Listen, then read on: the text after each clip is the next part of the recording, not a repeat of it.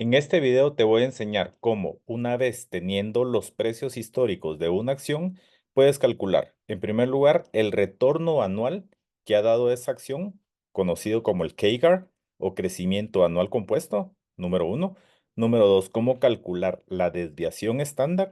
Y número tres, cómo calcular el beta histórico de 60 meses comparando el comportamiento de los retornos de un activo versus los retornos del SP 500. Vamos a verlo a la computadora. En este caso, vamos a trabajar con los precios históricos de un total de 8 activos diferentes. En este caso, tenemos el SPY, que es un ETF que replica el comportamiento del índice SP 500. Tenemos a Apple, tenemos a Nvidia, tenemos a United Health Group, tenemos a Lockheed Martin, tenemos a Coca-Cola, tenemos a Altria y tenemos a Realty Income. Entonces, para ellos tenemos los precios de cierre de cada uno de los últimos 60 meses. De tal manera que tenemos los precios desde el cierre de septiembre del 2024, como el precio más reciente, hasta octubre del 2019. Entonces, lo primero que tenemos que hacer es establecer los rendimientos mensuales históricos. Para eso, entonces voy a copiar los encabezados y lo voy a poner aquí a la par. De tal manera que ya lo tengo copiado el encabezado para los 8 activos. Entonces ahora lo que voy a hacer es que voy a calcular el retorno histórico comenzando por el SPY. Y quiero el retorno histórico entre octubre y noviembre del 2019. De tal manera que voy a poner el signo igual, voy a abrir paréntesis y voy a marcar la celda B3 que corresponde al precio de cierre del noviembre del 2019 y le voy a restar el precio de octubre del 2019. Cierro paréntesis y voy a dividir de nuevo dentro del precio de cierre de octubre del 19. De tal manera que me da un 3,6%. Eso significa que de octubre a noviembre del 2019, el SPY creció un 3,6%. Ahora voy a copiar eso para los otros 7 activos y lo voy a copiar hacia abajo de tal manera que cubra 60 meses. Entonces acá tengo todos los retornos. Entonces, a partir de allí, vamos a calcular 3 medidas sumamente importantes que nos van a servir al momento de calcular o establecer un portafolio de inversión. Número uno, vamos a ir a crear una función que nos va a dar el crecimiento anual compuesto que ha tenido a lo largo de los últimos 5 años el precio de la acción, el CAGR. Ese es número uno. Número dos, vamos a ir a establecer cuál es la desviación estándar mensual que han tenido esos activos. Y luego, por último, vamos a establecer el valor de beta. Beta es una medida de riesgo que lo que nos dice es qué tanto cambió a través del tiempo el rendimiento de una acción en específico versus el rendimiento del SP 500, que en este caso está representado por el ETF de SPY. Entonces voy a comenzar con el CAGR. Entonces para eso voy a utilizar una función que es tasa. Por lo tanto voy a poner igual tasa, que lo que hace es calcularme precisamente ese crecimiento anual compuesto.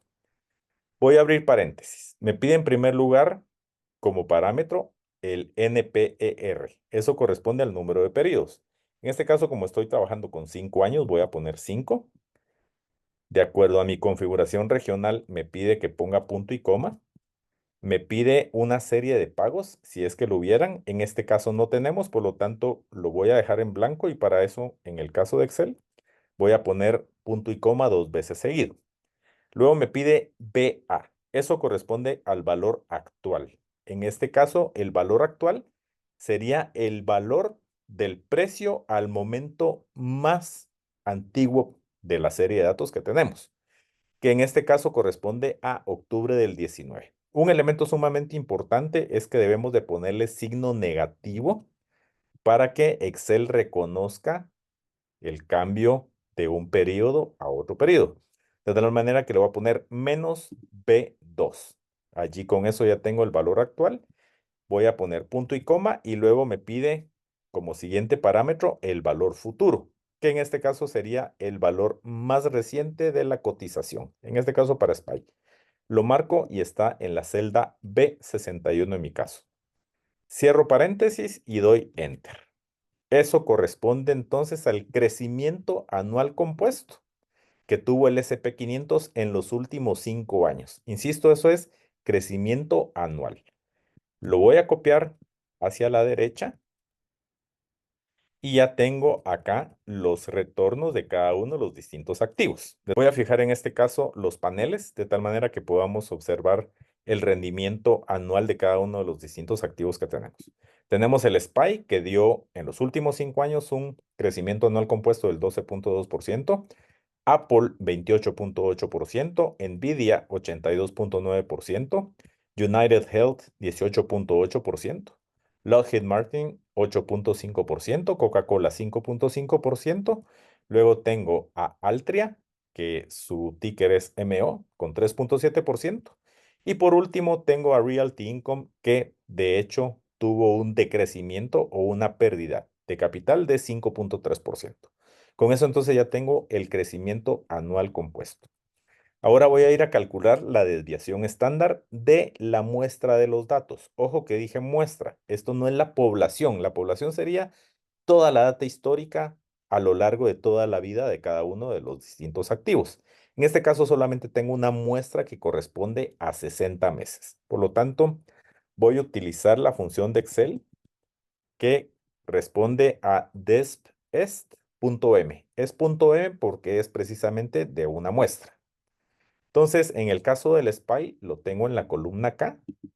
Voy a marcar toda la columna K y voy a cerrar paréntesis. Y con eso ya tengo entonces la desviación estándar. Le voy a poner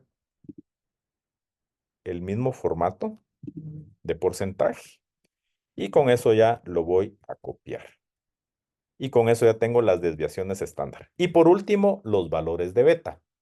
Beta es una medida que, como decía inicialmente, mide la volatilidad precisamente de los retornos de un activo cualquiera versus los retornos del SP500.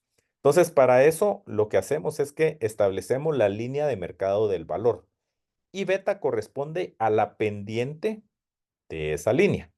Para poder hacerlo nosotros fácilmente vamos a poner que para el caso de Apple es igual a la función pendiente, que nos da precisamente la pendiente, entre dos series de datos. En este caso voy a ir a escoger en primer lugar, como el conocido Y, a los datos de Apple. Entonces los marco todos de los últimos 5 años. Y una vez lo tengo marcado, voy a poner punto y coma y me pide el conocido X. El conocido X siempre va a ser los retornos del SPY.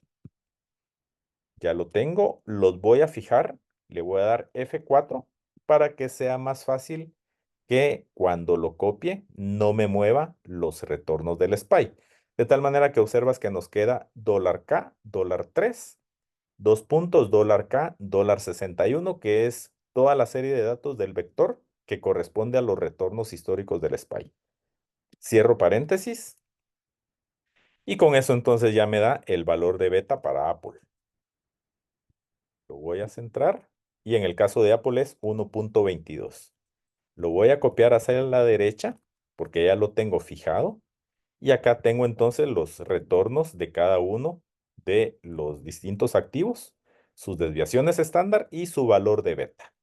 Voy a copiar hacia la izquierda los datos de beta para el SPY y lo que va a hacer ahí es calcularme la variabilidad entre el SPY versus el SPY. Lógicamente ahí nos va a dar un valor de 1, lo cual pues es consistente con la teoría. De tal manera que entonces ya tenemos 3 medidas sumamente importantes que nos van a servir para poder crear cualquier portafolio de inversión.